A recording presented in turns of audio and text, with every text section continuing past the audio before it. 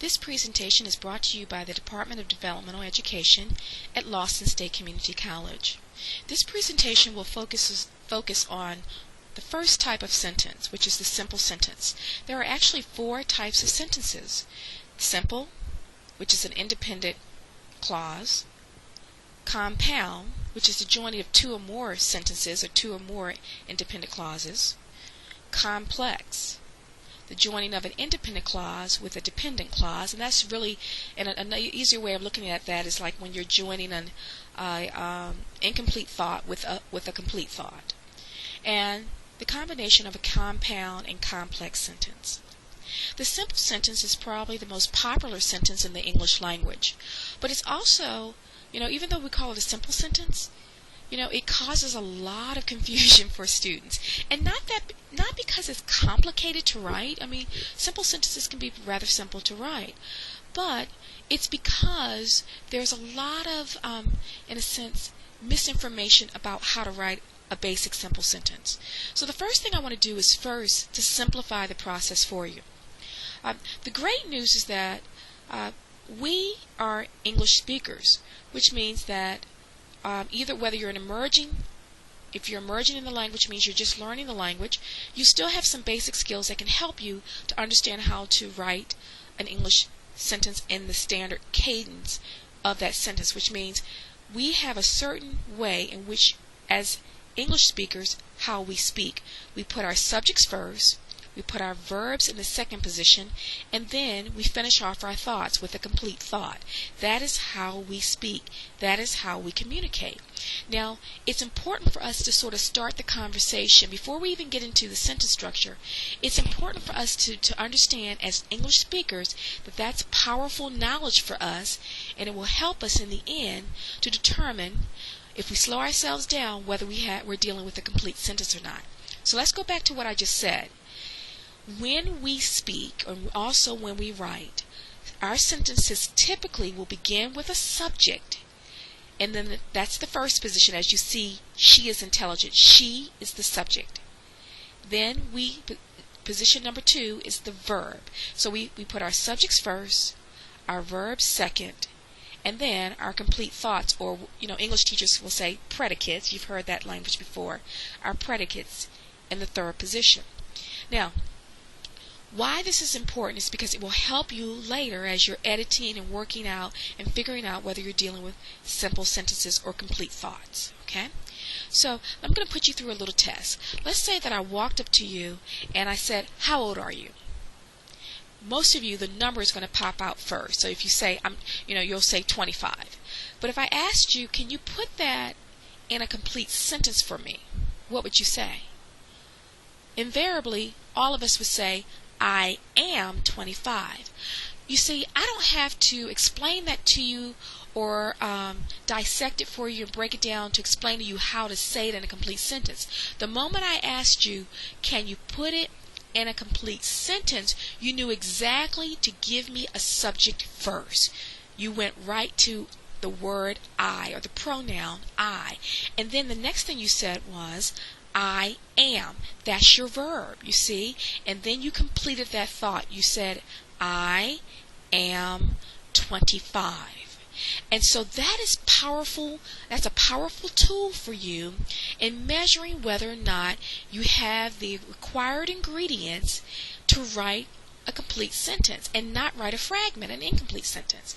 So that tells us that a fragment then would be a sentence that's missing one of these components. Maybe the subject is missing, maybe the verb is missing, or maybe more likely the complete thought is missing, right? Okay?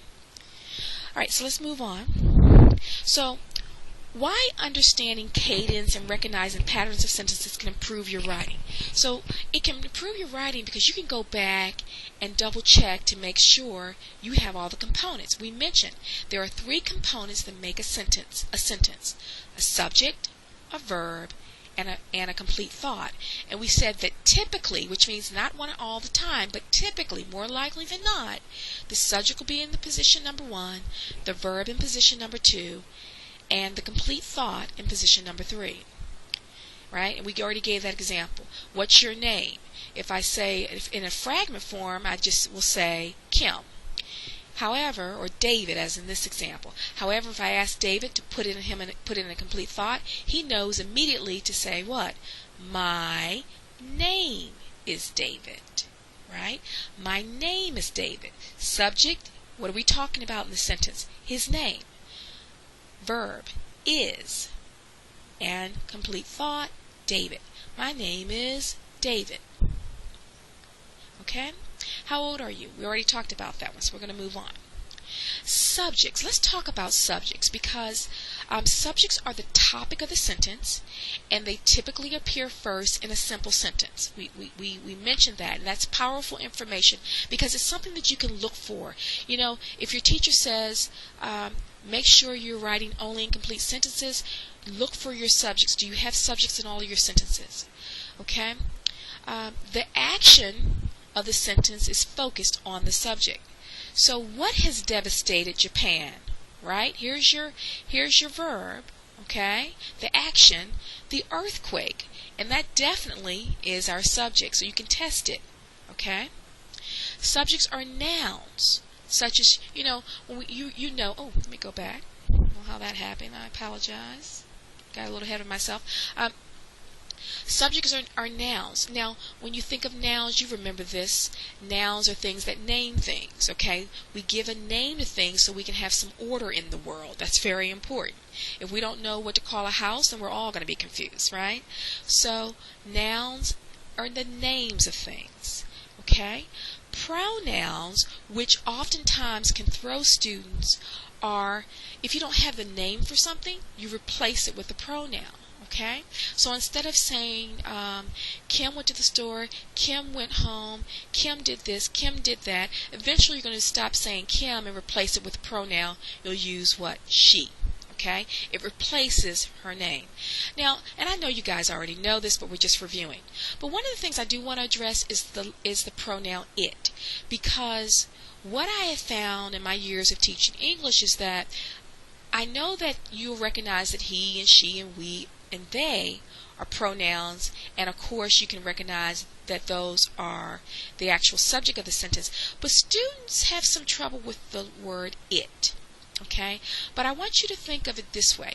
You know, it is one of my favorite words because if you think about it, when we look at English, you know, everything is made up. Language is made up. Okay? So that means someone actually had to plan it out and make it up. And we are still making up. Words are added to the dictionary every single year. So we create words to help us to communicate language and ideas. And if you think about the word it, it's pretty powerful because somebody a long time ago said, you know what? We need a word that will help us when we don't know the name of it, of something, right? So it is a wonderful word because it helps us, again, to communicate words that we don't have a name for, okay? And also to identify states of being, like it is raining. You know, when we say it, you know, what does it really mean? I mean, it's raining. That's all we know. So it's timing and the space, right? But it's hard to really define the word it. Good luck. You know, you can go, there's a dictionary, there's a word for it, okay? But it just helps us. But what more importantly, you need to understand that it, in fact, can be a subject. And that's really why I'm stressing this right now, because a lot of students miss that. So if I say it is raining, I want you to clearly know that the subject of that sentence is what? It's it. Believe it or not, it is it.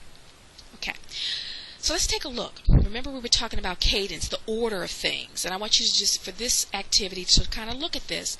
The earthquake has devastated Japan. Subject, verb, complete thought. She runs every day. Subject, verb, complete thought. You following it? I'm tired. This is a contraction. Don't let that confuse you. Am is a subject. I am tired. We'll talk about why that throws students sometimes, the conjugation of the verb to be, and how that can confuse students being a subject. It's late.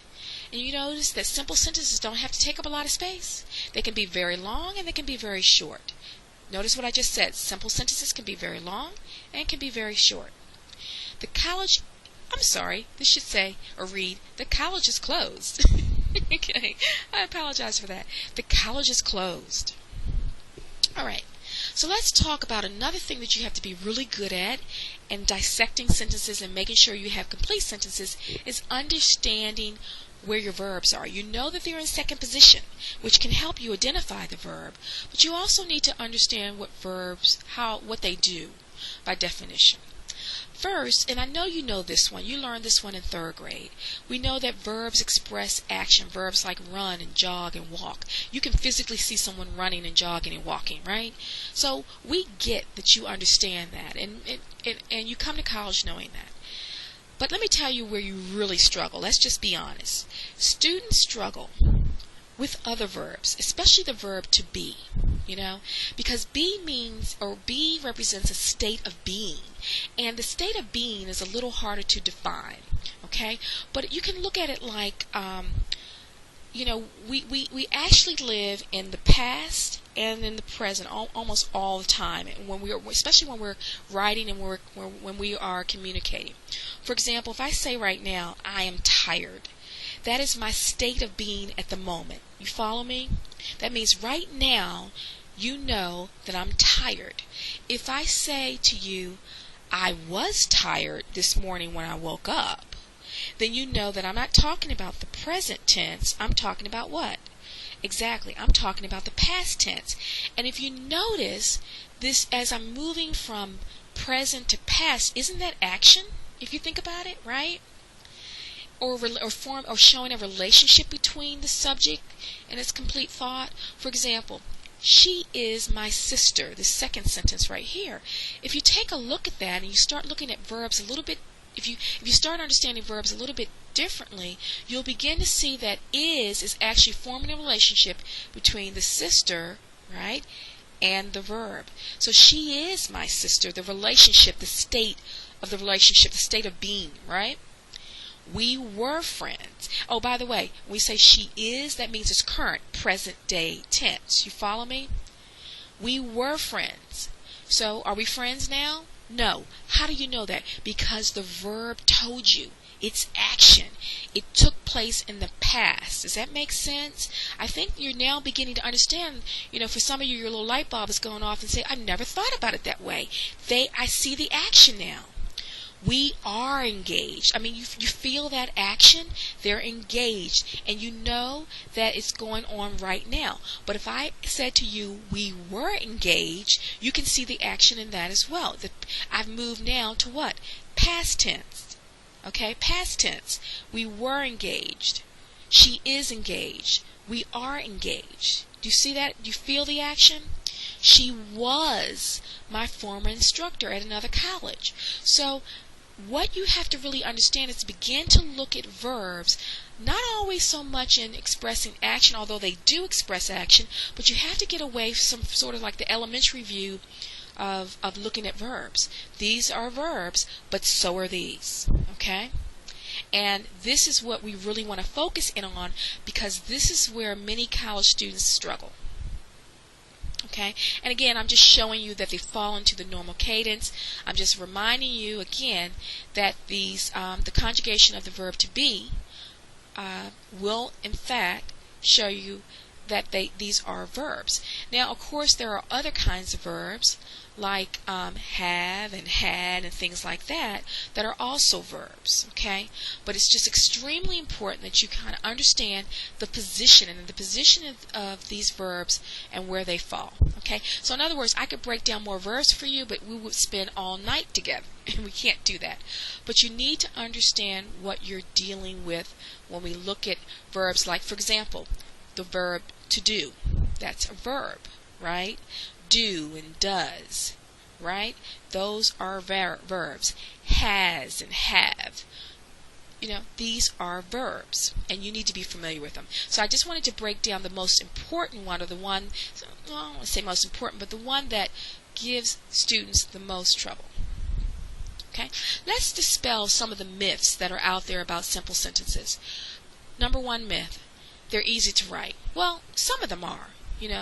But they can get very complicated, because what you have to really understand is that a simple sentence, I want you to look at the next one. Simple sentences are short. Not all simple sentences are short. Some of them can be, but want you watching this presentation and leaving this presentation thinking that, oh, I know how to identify a sentence, a simple sentence. It's the short sentence. That's not true. And you'll see some examples of that.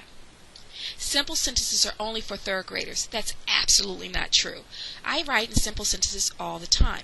Now, it's true that we don't want you as English teachers to only write with simple sentences. That would be ridiculous. But simple sentences really do help you move your paragraph forward, relay important ideas, and write more concisely. Simple sentences do not afford the writer to express advanced ideas. I pretty much just talked about that. You can use simple sentences to advance wonderful ideas and make really excellent writing. Okay. Length has absolutely nothing to do with whether or not a sentence is a simple sentence. It is based strictly on three things. Does the sentence have a subject?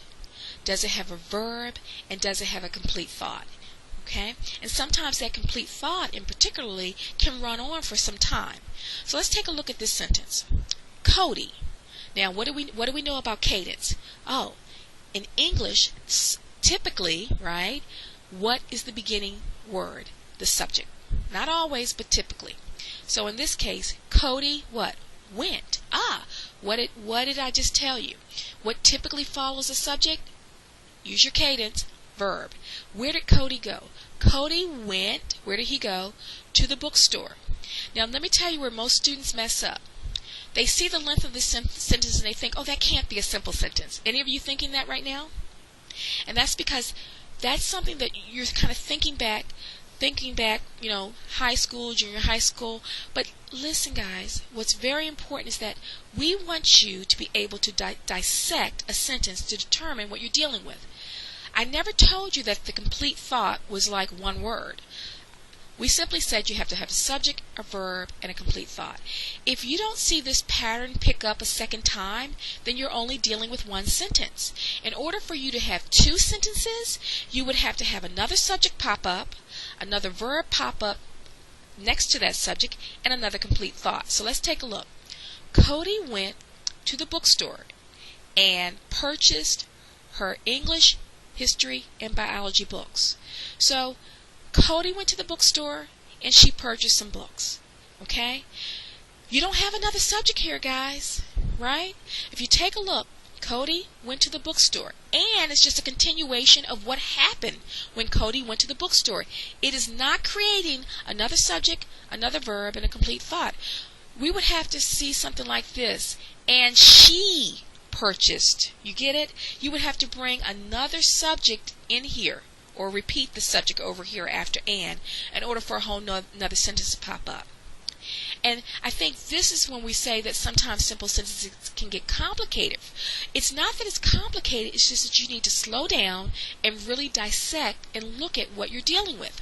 One subject, one verb. And as we look at each sentence, to the bookstore and purchase, that's a verb, her English, history, and biology books. You're finishing the thought. Okay? So I can say that Cody went home and did her homework and slept and read and go on and on and on. But guess what? I only have one sentence. My Cody can do whatever she wants to do, but as long as I don't bring up or introduce another subject, another verb, and another complete thought, I still just have one sentence. So, how to determine if you have a complete sentence or not? Again, are you dealing with a subject and a verb and a predicate? You want to make sure you have all three components. Remember, subjects, you can actually have two subjects, but it's still one sentence. For example, Dave and Ann are married. That's not two sentences, guys. You just have a compound subject, right? So you have David and Ann are married. You have two subjects, but you only have one verb and one predicate. That's one sentence, because remember what I said earlier. In order for you to have actually two sentences, you would have to have another subject, another verb, and another predicate pop up. And that is not true when I say David and Ann are married. That's just not fulfilling that. Okay, let's take a look. Let's see if you can. Before we leave the lesson tonight, we're going to put you through a little quiz. So let's look at the first one. And I want you to tell me whether or not these are simple sentences. Look at the first one. Donna and Greg are twins. Donna and Greg are twins. Is this a simple sentence or not?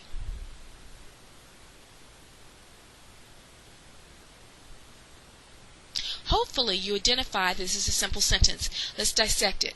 We have two subjects, which is fine. I just went over that. We have two subjects, we have one verb, and one complete thought.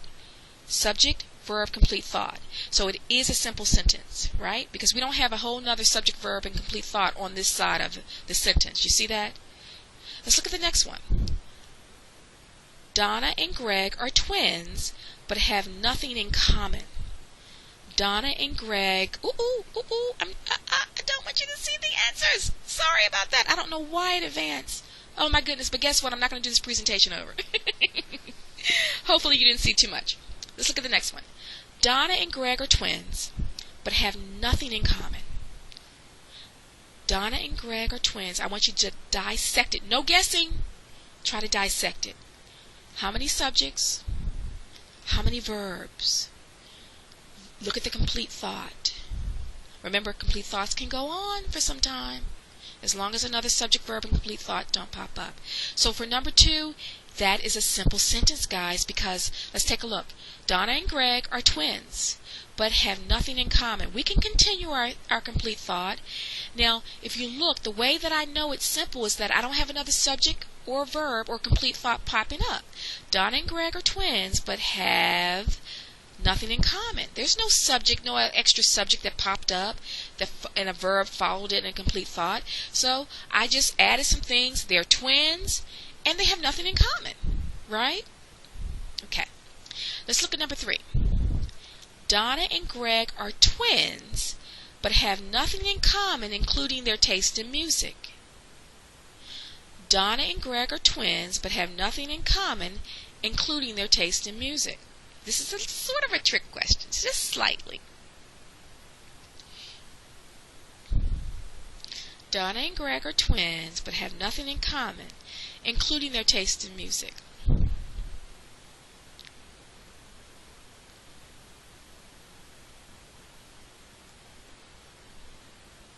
Now, this one's a little trickier. The first thing I want you to know, though, is that we really are, in a sense, dealing with a simple sentence. Okay, so we're going to say it's simple based on what you know about simple sentences right now. But you'll learn how to write complex sentences a little later.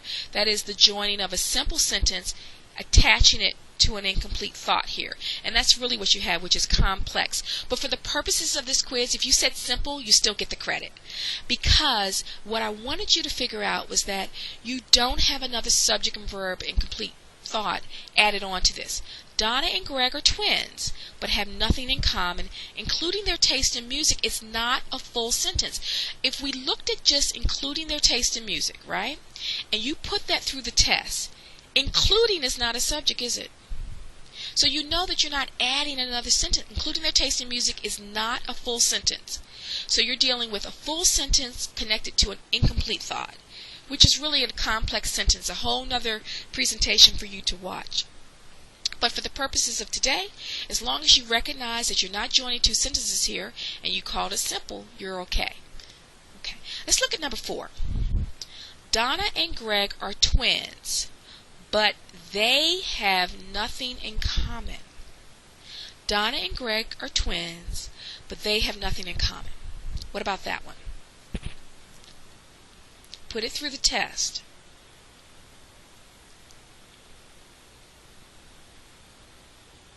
Study it.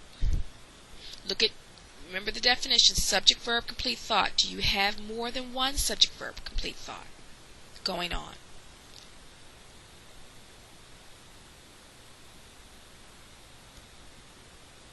Okay, the answer is no. This is not a simple sentence, guys. I hope you got that right. If you did, I want you to pat yourself on the back because that means you've learned something today. And what I mean is this. Let's take a look. You have to analyze sentences. Go slow. You're not in a race when you're analyzing sentences. Donna and Greg, that's your subject. Are your verb. Twins. Okay? But Now notice this. I'm going to switch it. Notice something. Right after I wrote Donna and Greg are twins, but they, that's a clue. They is a pronoun. So it looks like I may be falling back into the normal cadence of English sentences. They have nothing in common is another sentence, right? Because if I were to just write that sentence down, they have nothing in common, that is a complete sentence. It falls into the standard, cadence of sentences that are written in English. They is my subject, have nothing in common. That's my verb and my complete thought. So you have two sentences here. So it cannot be a simple sentence. You see the difference? So if you compare number 1 and number 2, you'll really begin to see the difference. Look at number 2. And number 2, very similar sentences, but there's one thing that's very different about them. Donna and Greg are twins, but have nothing in common. Here, there is no second entrance of a subject. See that? But if you notice in number 4, what's different? The word they. And you might be thinking, well, that's pretty silly. But no, it's not silly. That's the difference. The difference is in sentence number 1, I don't have two different sentences. I have Donna and Greg are twins, but have nothing in common. That's one sentence, one thought. But here, I'm merging two thoughts. Donna and Greg are twins, but they have nothing in common. And it's because of the fact that there is a subject here, beginning of a new sentence, right, that I am not dealing with a simple sentence. So I have a simple sentence to my left and a simple sentence to my right, and that is called a compound sentence. Okay? The joining of two sentences together. Okay? And that's really what this slide is highlighting. The difference was the fact that we added that subject, and then the whole thing repeats itself. And this whole thing repeats. This S should be right here. So they have nothing in common. Okay? You add one sentence plus another sentence, you get two sentences. Okay?